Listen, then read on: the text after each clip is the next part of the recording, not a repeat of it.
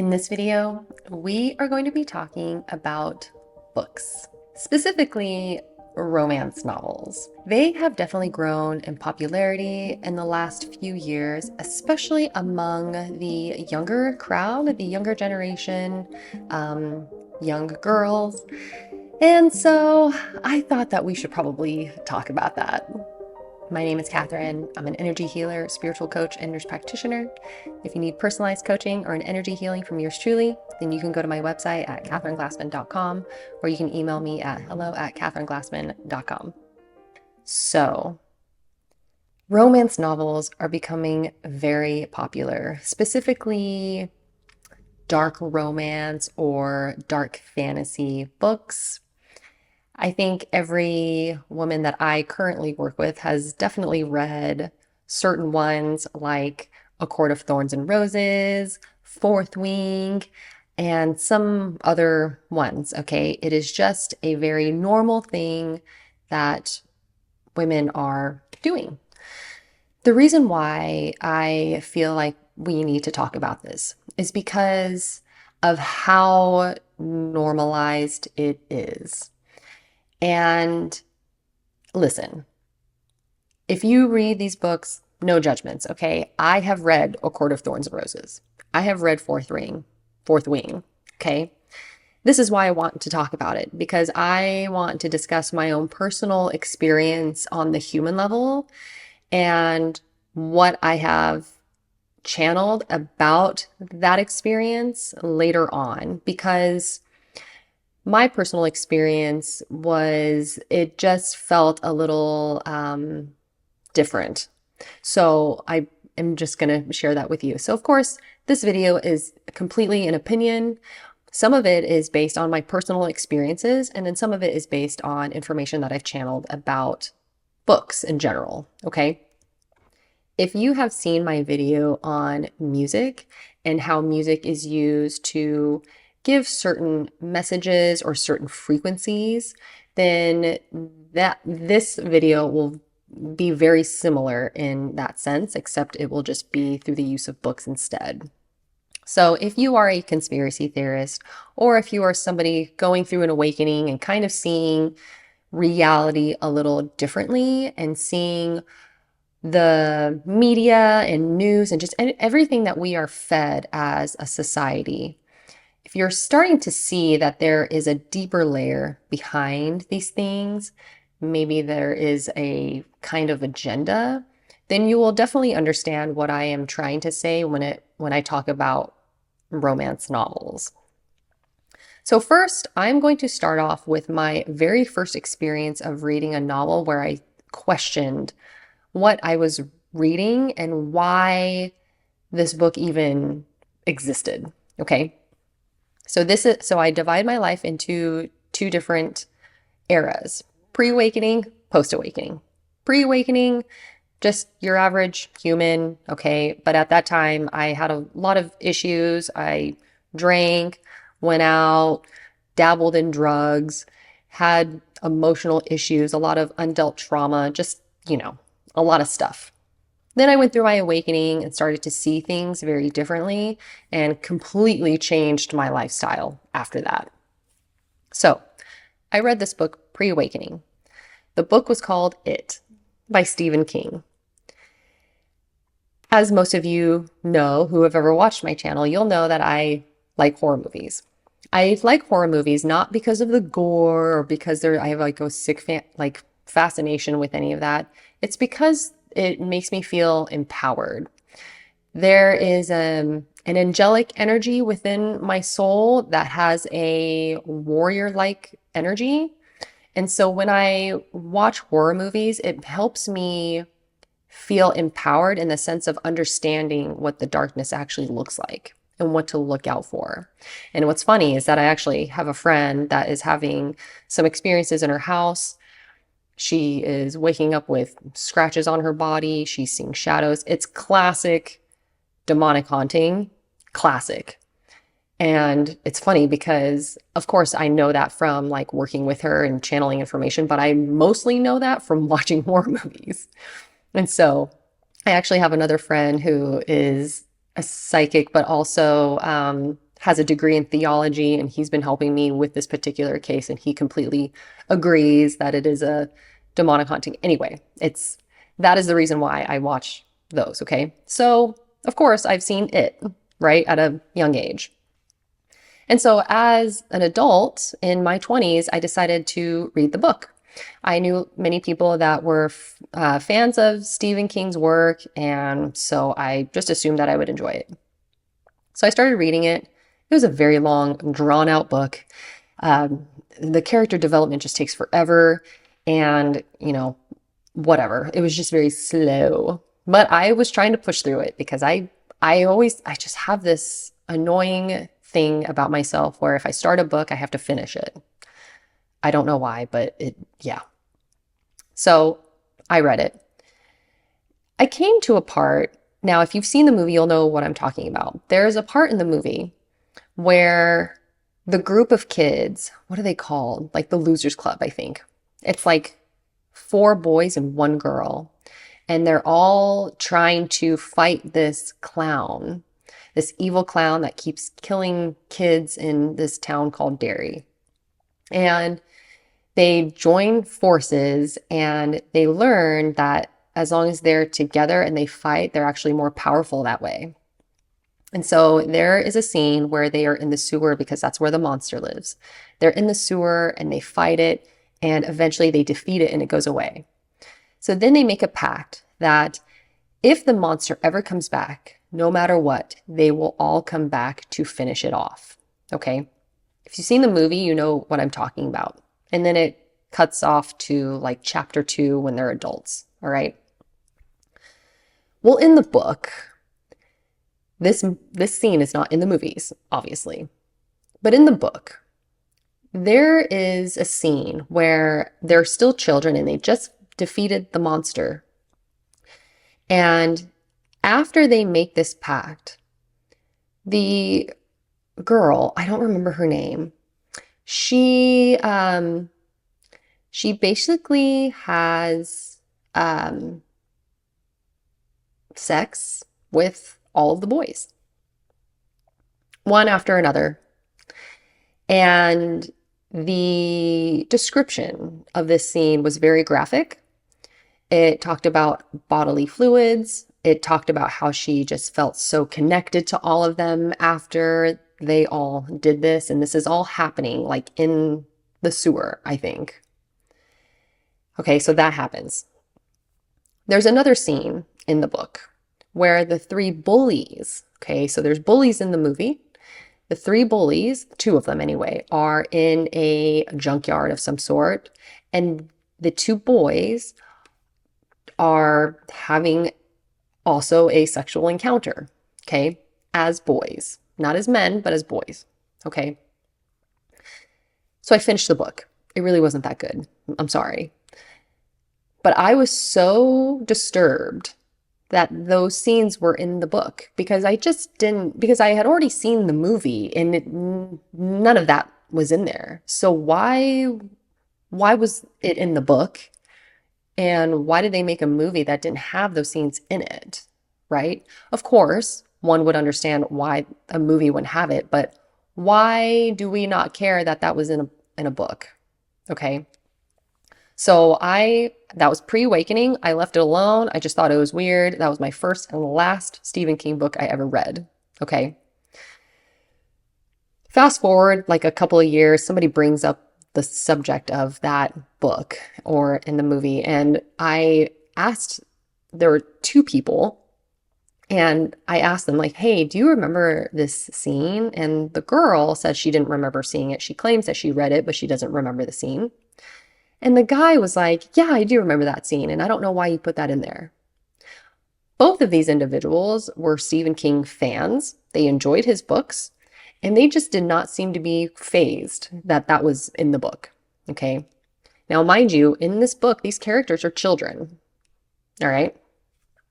And of course, they made a movie out of it, but they left those scenes out of there, okay? Obviously, it's probably because that would be considered pornography, like, right? And the argument is that that's different. to visualize that act happening versus reading it. Because when you read it, you cultivate an image within your brain without having to use actual people to put on a visual representation. And the argument also is that it's fiction. So, okay. And then, more recently, I had a friend who said that his daughter wants to read that book. She watches horror movies. She's 10 years old. She wants to read that book. She's very precocious. And he asked my opinion, and I said, absolutely not. Do not let her read it. And I explained what happened, and he didn't believe me. He was like, there's no way that would just be in there. And I was like, it's in there. And so he Googled it. And sure enough, he found excerpts, and he was so appalled and taken aback. He could not believe that that was something. And I said, yeah, I know. Anyway, so that was pre-awakening. Post-awakening, the majority of books that I read are like self-development books, whether they're inspirational or they're about business or money or consciousness or gardening or survival. They're usually of like the self-help, self-development kind of genre. But every once in a while, I'll want to mix in like a novel just for fun, just for entertainment purposes. And the majority of them will always be like a mystery. Like, it's my favorite when I'm reading a chapter and the very end of the chapter is like a cliffhanger and I'm like, I got to read this next chapter now. And then of course I always enjoy like the twist at the end.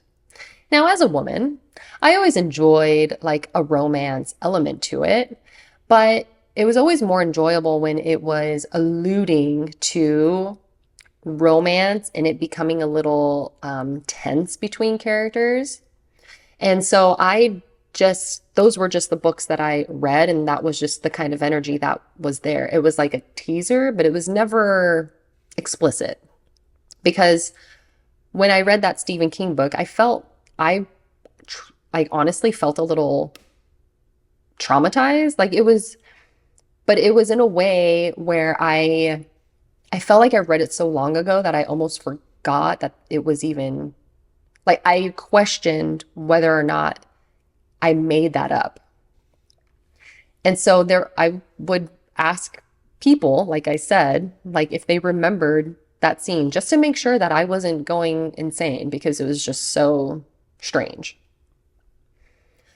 So maybe, I don't know, a couple years ago, there has been this thing of novels about romance with the villain being the love interest. And I was like, oh, that sounds kind of fun. Because sometimes I need to take a break from the self-development stuff. Because I feel like I'm always like on a mission for more knowledge, to just be better and just to grow and evolve. And I have to remind myself and consciously make the decision to take a break and to do things to just have fun. And so I do enjoy reading novels, like mystery novels. And so I was like, I'm going to change it up a bit. I'm going to try one of these villain love interest kind of books. And so I read this book called The Never King. Though before I read it, I read the back of it, and it basically was about the story of Peter Pan, except Peter Pan is the villain. And Wendy gets kidnapped by Peter Pan and the Lost Boys, and Captain Hook is actually the hero. And I was like, oh, that sounds like a lot of fun. I'm totally going to read this. And again, I have this issue of wanting to finish it, okay? Because I was really hopeful about this story, because that sounds like a brilliant story, right? Let me tell you, and by the way, there were no trigger warnings on this book, okay, which apparently is a thing. I, for one, believe that books should be rated.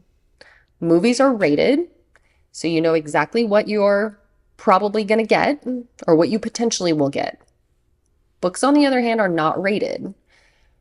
Some of them come with trigger warnings, but that's about it. And that's only if the author chooses to give you a trigger warning. From what I can remember, this author did not do that, all right? Let me tell you, this book was straight up porn. pornography in a book. And it was so upsetting because I really felt like this book could have been good. It could have been fun, but it was just so graphic, and it was disturbing. And so I talked to a friend who reads these kinds of books all the time, and I told her my experience, and I literally said that I felt kind of violated. I felt a little traumatized like, I don't appreciate something being called a romance novel when in fact it's actually just pornography with a story. And so she recommended A Court of Thorns and Roses. Okay. And so I read the first book, and it was good. It was fun, and it was adventurous, and it I enjoyed it. Okay. But as time went on, and as I read the book after that, and then the next, and then the next, and then eventually the last book that's been written, and I think there's going to be another one to be written, I noticed there was a theme that was happening with myself and my energy when I was reading these books. And the the theme is this energy of and I'm just going to come out and say it. It's more of a Luciferian seduction pornography type of energy. Okay. Now hear me out. I understand that a lot of people have read A Court of Thorns and Roses. I did, and it's very well written, but the very last book was pretty sexual, which is very upsetting because the last book was actually my favorite storyline. It was between the two characters who I felt very drawn to. And I know that there was a reason for that. So there would be this energy to like come over me. And it was an energy that was very similar to what most people feel when they watch porn. Okay. There are some people that don't find anything wrong with porn. Okay. They think that all men watch it, that it's just a normal part of sexuality, and so on and so forth. I do not believe that. First of all, there has been a lot of research of the devastating effects of pornography on people, on men, because it's mostly men that watch it, but there's a growing number of women that are watching it now.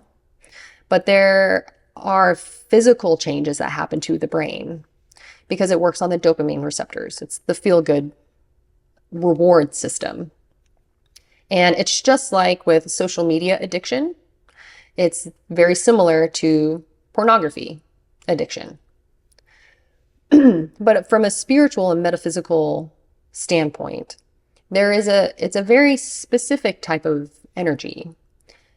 Those who aren't familiar with energy, or who are not very spiritual or don't believe in any of this stuff, they will identify that energy as sexual arousal.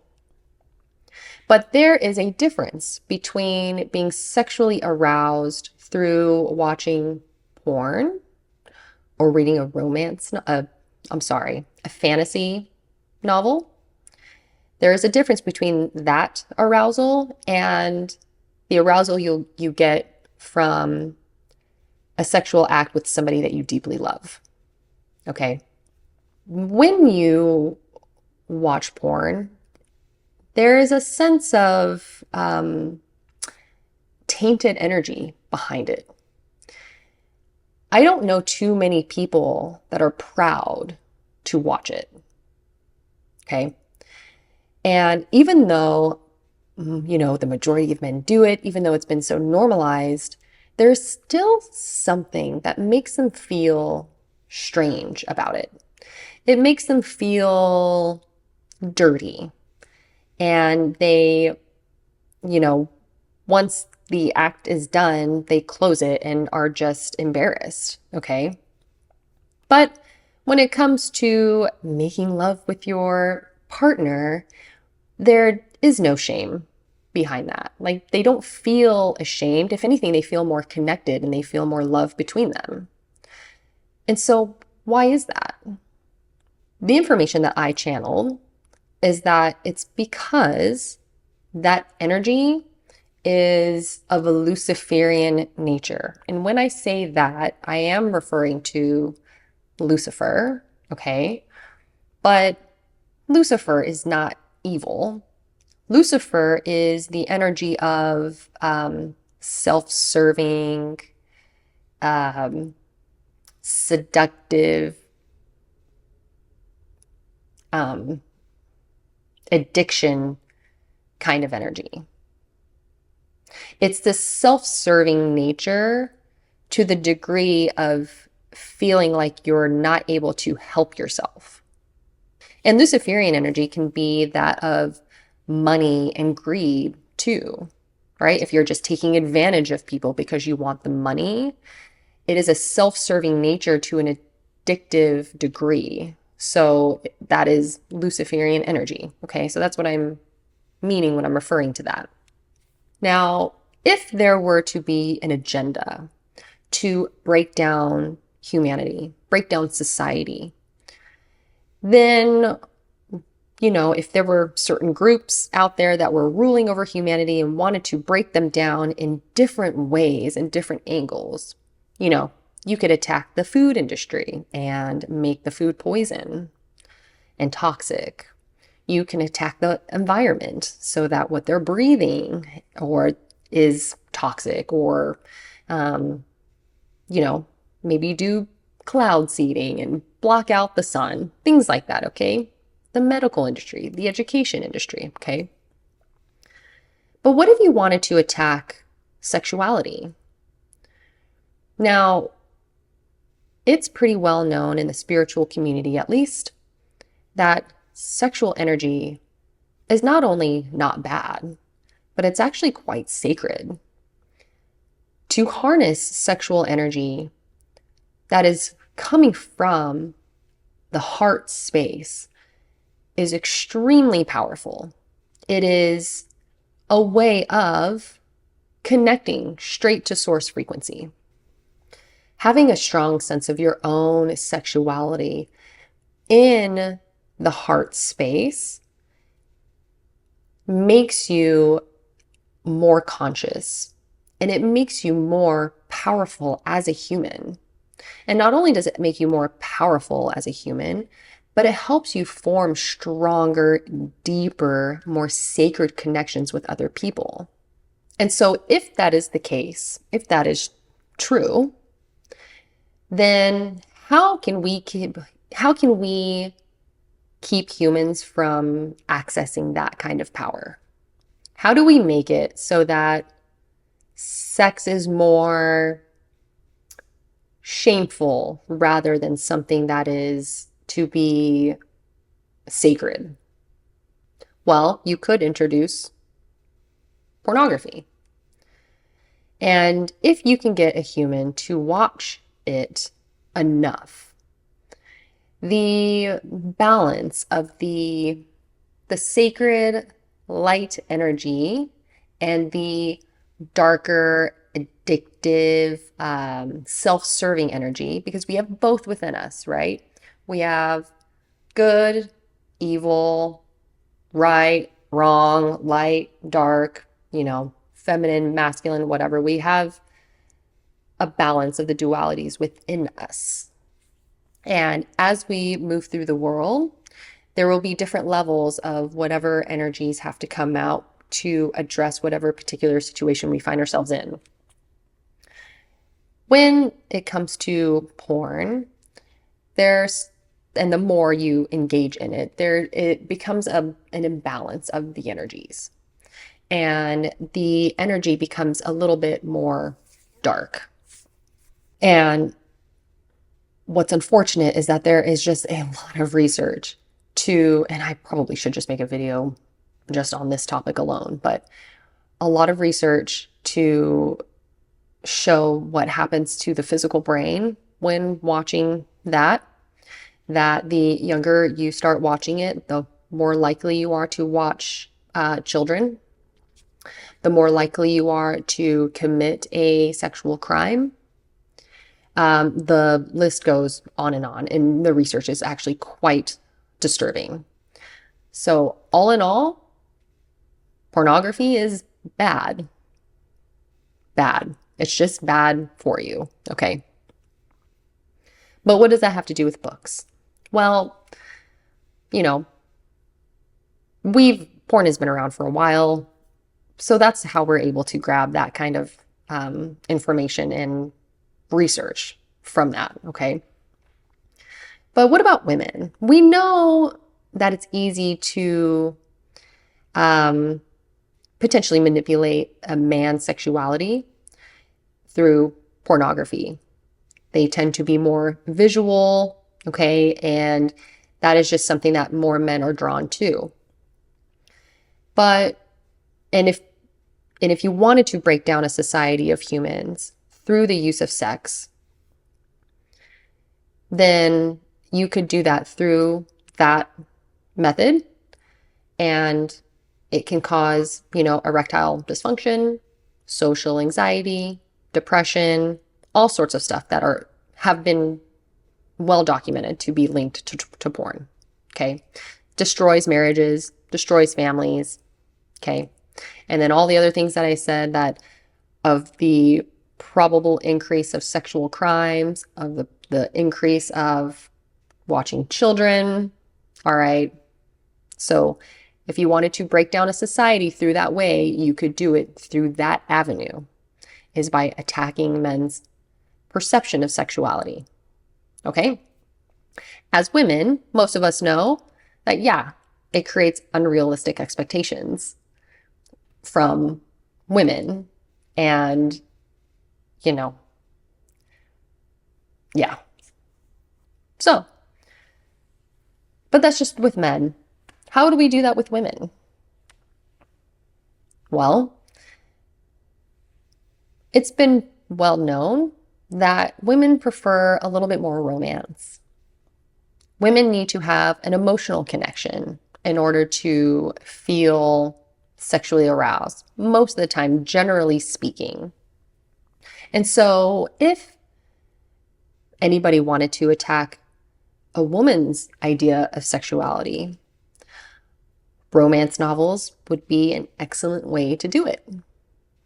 And that was exactly what I channeled through meditation after I started to feel a certain way after reading these books. I felt like I was being groomed. And I'm actually very fortunate to have read these books as an adult woman. But it is concerning that there are younger women out there that are reading these books. And listen, if you want to read it, by all means. Like, I will never tell anyone what to do because, we all have free will. I am just simply sharing my experience, my feelings about it, and then also the information that I've channeled, okay? The grooming process is basically when let's say you want to groom a person or a child, okay? The way it happens is you befriend a vulnerable child or person or whatever, somebody who is vulnerable, somebody who probably doesn't have strong boundaries, doesn't have a strong sense of self or a strong sense of what is safe and what isn't. You find this person and then you just shower them with everything that they need emotionally. And you gain trust and you gain rapport and you build a relationship with this person. And then over time, you start to test the boundaries. And at first you can start off with saying something like, "Oh, you're just so pretty," right? And see how they react. And if they react well, then okay, keep going. Then maybe it can move on to holding hands or touching their waist, okay? So on and so forth. You get the idea. Over time, what happens is that eventually these acts start to become more intense and darker and just more of everything. But because it was built on this emotional connection of what you understand to be love or a friendship or whatever, it is like the darker sexual act riding on the back of the emotional connection. So as the relationship builds and as the emotional relationship builds, the more you sprinkle in the sexual acts, and your brain forms this connection of, well, I feel good with this, and so therefore this must also be okay. That is how grooming happens. Because we often wonder, how is it that a person, a woman, could be in this relationship with somebody for so long when all of these bad things were happening to her? Okay. It is very difficult to understand that if you have never been through that yourself. I have never been through that to the degree of which I am talking about, but I have had people attempt to groom me. And so I understand what that looks like. And so when I read these books, it felt exactly the same as when those were occurring. And because for whatever reason, I was very aware and very conscious of what was happening. And so I was able to put a stop to it. And there would be times where I would allow it to happen longer just to see how far they would actually take it so that I could have a clear understanding of who I'm really dealing with. And that's, if you allow it, they will, they'll go the whole 9 yards. It's awful. With the example of these books, the Never King, right? I was just so excited to read a story about Peter Pan being the villain that I was trying, or I was wanting to be willing to let the sexual content go for the sake of the story. But regardless, by the end of the books, I still was exposed to that sexual content. And as a result, I was traumatized. Okay. And yeah, I am going to use the word traumatized because it's true. It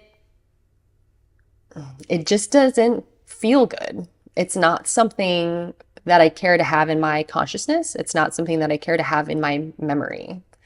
And of course, it was my choice to continue reading the books, but that is to be expected when reading these books. That's exactly what the goal is, okay? Now, A Court of Thorns and Roses. That actually started off very tame for the most part. The first book was not sexual, really. It kind of had, it had exactly what I like in a book. Just a little bit of romance that kind of hints at something, but it doesn't take it that far. But the more I grew into liking the book and liking the story, and then the more books I read, the more I found myself identifying myself with one of the characters, right? Which this is just a common thing to happen when you read a book. You pick favorite characters and you root for certain ones and you develop this relationship with these fictional characters. And especially if the writing is good, because the writing is excellent in these books. But then eventually the last book was extremely sexual. And of course, women who read these books will, rate it on a spice level, right? So they'll say that this one was definitely more spicy than the other ones, okay? It it was graphic. Now, would I have read these books if that level of sexual content was in the first book? No, I wouldn't have. That's me personally, though, okay? But it's only because I have channeled and meditated about this and I understand that there is a deeper hidden agenda with going after women's perception of sexuality and their understanding of sexuality. And with my own personal experience, and the reason why I even meditated on the information was because when those the books are so well written that the romance aspect have like very well written dialogues between the two main characters of those books, and it's so romantic and it's so beautiful that it brings tears to your eyes.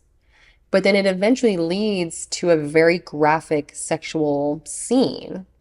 And so again, if you were to groom somebody into wanting to read that content, you of course would couple it with something that is so beautiful.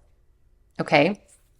So now what this is trying to manipulate me into believing is that this is normal, that it's something that every woman reads, okay? And it's perfectly fine, it's perfectly normal, that it is different than pornography when really it's not, okay? And I mean, there's like a trope out there, right? That says men watch porn and women read it, okay? That is so true. But then it made me wonder, what was Stephen King trying to do with that particular scene in his book, It? Because I would venture to say that there probably was somebody out there who became aroused from reading that scene. And if they became aroused from reading that scene, then that means that they became aroused from basically a scene of child pornography. And I'm sure that this person didn't mean to do that. They didn't mean to read this book and then that be in there and then to have that experience. Okay. And so they probably are now questioning their own sexuality and what they find to be attractive. And so is it possible that said person maybe decided to look a little bit more into that kind of content, right? It's just the same thing with porn. And this is why you are more likely to watch child pornography if you start watching porn at a younger age. It's because there's a certain level that you expose yourself to. You get all of the dopamine releases, and then that becomes normalized. You become desensitized to that level. So in order to get a dopamine hit again, you expose yourself to a deeper level. And now it's becoming fetishes or something, right? Then you become desensitized to that. And then you keep going and going and going until eventually you are committing crimes because that's the only thing that is giving you that dopamine release. Okay. That is very exaggerated, but that is really what happens. And by the way, Ted Bundy, he has always blamed pornography for his crimes. Okay. So do with that information what you will. I say this because I just want people to be careful of what is happening. With the growing popularity of OnlyFans now as well, there obviously is an attack on human sexuality.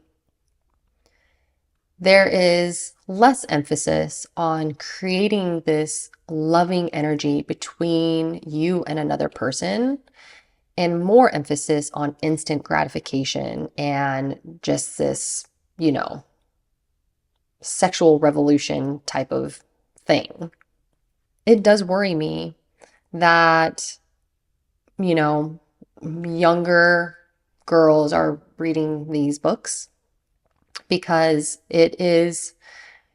and apparently, and I haven't actually done a lot of research on romance novels specifically, in which I probably will after this video now, but I would bet that there are marriages out there that are having issues because of these books. Just like how porn sets up unrealistic expectations of women, these books are definitely setting up unrealistic expectations of men, for sure. So, what I'm going to ask of you, if you are reading these books, okay, whatever, do what you will.